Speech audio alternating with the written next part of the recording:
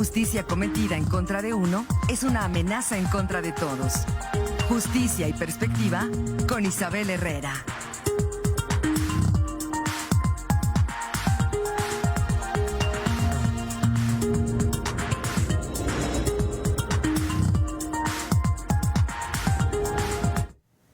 Son ya las 7:57, es miércoles y es momento de escuchar la participación siempre oportuna de la licenciada Isabel Herrera. Isabel, ¿cómo estás? Muy buenos días, es un gusto saludarte en esta mañana de miércoles. Muy buenos días, Marco, Alfredo, muy contenta de estar otro miércoles desde acá, desde mi alma mater. Un saludo a todas las personas que nos están mirando y escuchando y a todas aquellas personas que hacen posible que nuestra imagen y nuestra voz lleguen a todos los hogares queretanos. Marco, justamente había referido la semana pasada que hoy íbamos a tocar lo que no se había dicho con respecto del caso del secuestro de Camila y el otro homicidio de Ana Rosa. Y justamente la semana pasada cerré mi participación con una frase de Nina Ferrari que decía más o menos así: va a ser importante, amor, que ahora que se está derrumbando el mundo, sepamos quiénes, bajo los escombros de este mundo que se derrumba, tenían las piedras encima y quiénes las tenían en la mano.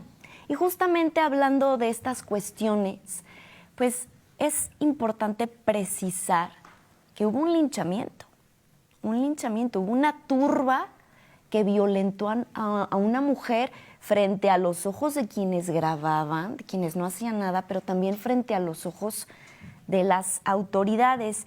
Y justamente hay esta percepción patriarcal que impide que le llamemos feminicidio lo que pasó con Ana Rosa, la supuesta secuestradora y la supuesta asesina de la pequeña Camila allá en Taxco. Y justamente referir pues que esta percepción patriarcal siempre nos dice que las mujeres tenemos que ser suavecitas, tiernas, buenas, cumplir con la ley moral. Y aquí pues tenemos una mujer supuesta secuestradora, asesina, y el pueblo se le dejó ir. Y ante la inacción de las autoridades, ante la ineptitud del Estado, su incapacidad, el hartazgo ciudadano fue, porque aparte fueron los ciudadanos quienes lograron ubicar a través de las cámaras de videovigilancia de unos vecinos, quienes ubicaron quiénes eran ellos, quienes estaban trepando a la niña. Obviamente también pues fueron a su casa ya con los policías, pero ellos extrajeron a la mujer. También cuando la tenían en la patrulla, la bajaron frente a la autoridad y la autoridad no hizo nada. Que ojo, leí en un hilo de Twitter de un comunicador de Guerrero que afirmaba que la policía en ese momento no hizo nada, que porque los ciudadanos les habían rociado gasolina. Entonces, finalmente no estuvimos ahí, no tenemos la certeza, pero lo que vimos con estos videos que no fueron censurados por ninguna plataforma es que humillaron a una mujer, la desnudaron, la violentaron por su condición de ser mujer. Y a mí eso me suena a feminicidio, porque con los otros no hubo esa rabia, no hubo ese ataque tan personal. Aquí fue porque es una mujer y gritaban, la turba gritaba. Con las niñas no, al momento que violentaba a una mujer. Hubo una inacción, una inoperancia por parte de este brazo del Estado que son las autoridades. Pero vimos, y ahora estaba leyendo las últimas actualizaciones, es que tardaron en entregar el cuerpo de Ana Rosa. La familia temía incluso por ir a recoger el cadáver, pero también hablar justamente de que ya se inició una carpeta de investigación contra las personas que le cayeron a golpes, ¿no? Y entonces, obviamente, pues referir que esto nos deja dos aprendizajes. La ciudadanía está molesta y la ciudadanía, infortunadamente, va a seguir violentando a una mujer. Con los hombres no fueron así. No se condujeron así, los golpearon sí, pero con la mujer se ensañaron y gritaban. Con las niñas no. Y pueden ver los videos porque aparte no los han bajado de ninguna plataforma. Pueden censurar que estés desollando gatitos en Facebook, pero que estén violentando golpeando a una mujer semidesnuda en redes. Ninguna plataforma lo censuró, ¿eh? Entonces ahí justamente esto nos lleva a la otra cuestión, ¿no? Este hartazgo ciudadano frente a la incapacidad de las autoridades de garantizar una vida libre de violencia. Y entonces hay que hablar de los linchamientos, justamente que son actos ilícitos que debilitan a las instituciones democráticas, violentan derechos humanos, pero también los linchamientos imposibilitan este acceso a la justicia. Infortunadamente, su práctica continúa vigente y también sigue siendo un problema que las autoridades no han atendido, por lo cual no se tienen registros precisos, porque me fui a cifras de linchamientos. Lo que vimos, lo que presenciamos en redes fue un linchamiento, que no fue igual para con los hombres. Y entonces, según el informe especial sobre linchamientos en el territorio nacional que emitió la Comisión Nacional de Derechos Humanos, se presenta un crecimiento en el país desde el 2015.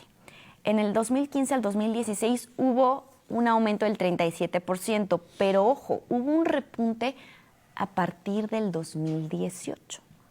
¿Qué sucedió en el 2018 si nos colocamos en temporalidad en México? Porque hubo un repunte del 190% con respecto del 2017, porque en el 2017 había 60 casos de linchamiento, en el 2018 se reportaron 174 casos de linchamiento que cobraron 271 víctimas. Y entonces, pues obviamente ya hemos hablado también aquí de que este linchamiento derivó en un feminicidio. El feminicidio está contemplado en el Código Penal, en el artículo 325. Pero hablando del linchamiento y de que presenciamos en esos videos, que aparte eran días santos donde pues infortunadamente nos tocó presenciar lo que no debía de suceder.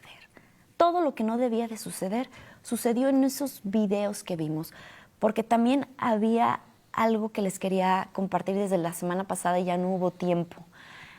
Se trataba de una menor de edad, de una niña de 8 años, que no se localizaba, no era localizable.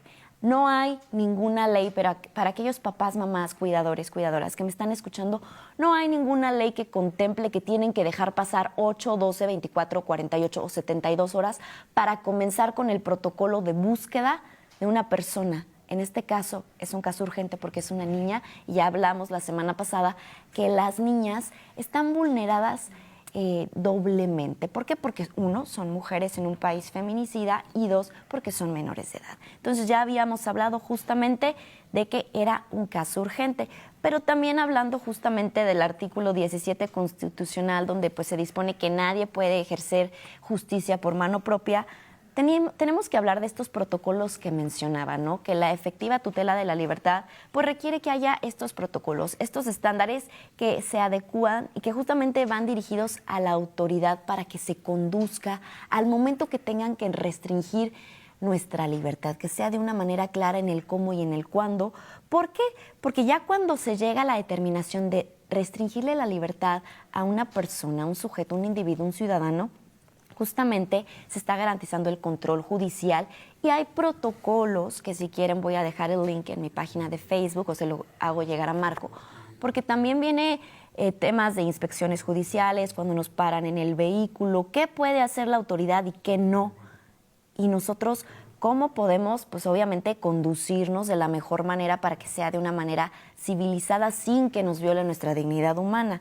Y entonces, obviamente, en este protocolo hay un apartado que habla de la perspectiva de género, donde referimos nuevamente, las mujeres son un grupo vulnerable en nuestro país. Y entonces cuando hay una restricción a la libertad de una mujer, se tiene que preservar en todo momento su dignidad y asegurar el respeto hacia su persona al momento de la detención, donde jamás debe de utilizarse medidas coercitivas como castigo, solo en casos donde haya una justificación como el creer que la persona detenida, la mujer, puede intentar escapar durante el traslado. Se debe de seguir, obviamente, la instrucción de un médico para evitar un daño o una autolesión a la mujer detenida. ¿Por qué? Porque se les hace revisión médica.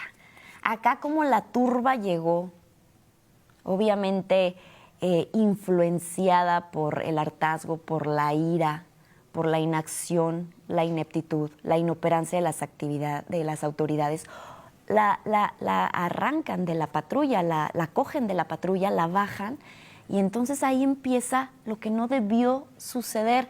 Porque, número uno, sí, la Constitución contempla la detención ciudadana, pero aquí quiero hacer una acotación. Sí, los ciudadanos tenemos estas atribuciones provisionales y circunstanciales para detener en flagrancia a una persona que cometió una conducta ilícita, una conducta delictiva. Pero está legitimada en la Constitución, sí, solo con ciertas restricciones. Debe de limitarse a tomar medidas para evitar la fuga del inculpado, de la inculpada, pero aquí no comprende la facultad para registrar, para indagar o investigar a la persona detenida, a la persona que se sospecha es la responsable de haber cometido el ilícito. También este protocolo habla de la perspectiva de las adolescencias y de las infancias. ¿Por qué? Porque las personas menores de edad, toda vez que su condición es que son personas en desarrollo, gozan de una doble protección por parte del Estado. Hablando de que los adolescentes se consideran aquellas personas que son mayores de 12 años y menores de 18 años, donde la ley, este protocolo, exige un enfoque diferenciado, individualizado. ¿Por qué? Porque, como les digo siempre con la perspectiva de género, hay que analizar las particularidades de cada contexto. Todas las personas tenemos un contexto diferente. Todas las personas tenemos una historia diversa.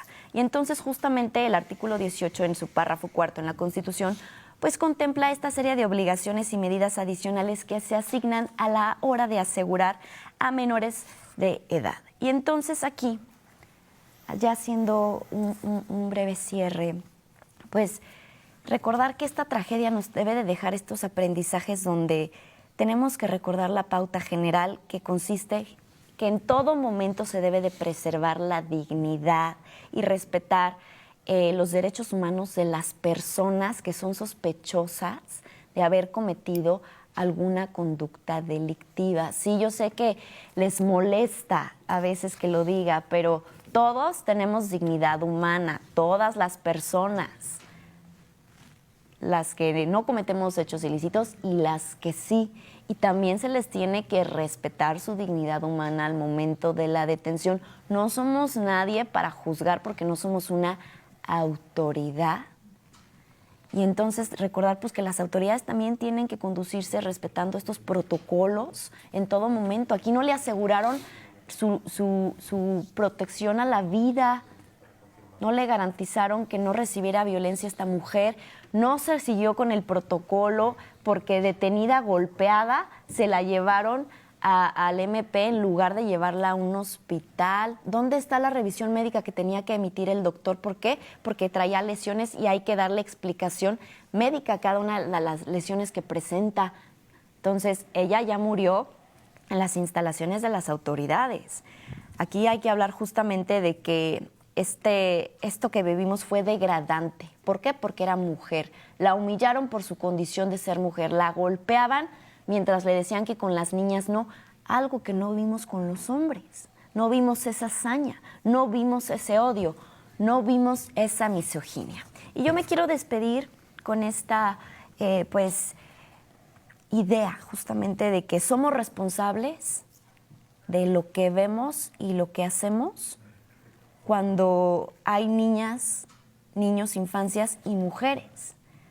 Una cosa es presenciar un delito o una conducta que no debiera de ser y no hacer nada, no alertar a las autoridades, pero otra cuestión es intervenir y sentir que podemos sancionarles y castigarles desde nuestro carácter de ciudadanos. Entonces, me quiero despedir con eso, porque si no pueden intervenir llamando a las autoridades, ustedes no son nadie para castigar a una persona sospechosa de haber cometido una conducta ilícita. Para eso tenemos a las autoridades. Con eso me despido hoy, Marco. Muchas gracias, como siempre, Isabel. Nos vemos la próxima semana. Claro que sí. Hasta entonces. Vamos a más de la